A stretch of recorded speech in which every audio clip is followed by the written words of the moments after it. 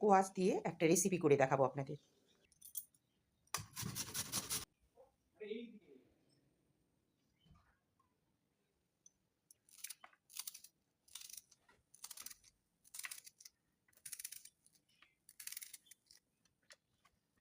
এইভাবে কুচি কুচি করে নিতে হবে।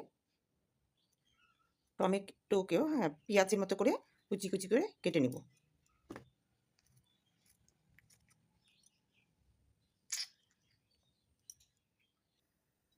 সরষার তেল দিয়ে বানাবো। শুকনো লঙ্কা দিলাম একটা, তেজপাতা, সেন্টের জন্য একটা এলাচ, পেঁয়াজগুলো হালকা করে ভেজে নেব। কুচি করে রাখা টমেটো দিলাম, গ্রেট করে রাখা রসুন, স্বাদ মতো লবণ, হলুদ, সামান্য ধনের গুঁড়ো।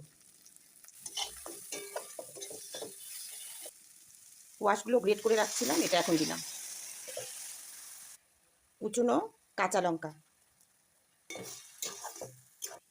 এইভাবে কষিয়ে নেবেন। তারপর একটু সামান্য ধনেপাতা এর মধ্যে ছিটিয়ে দিবেন।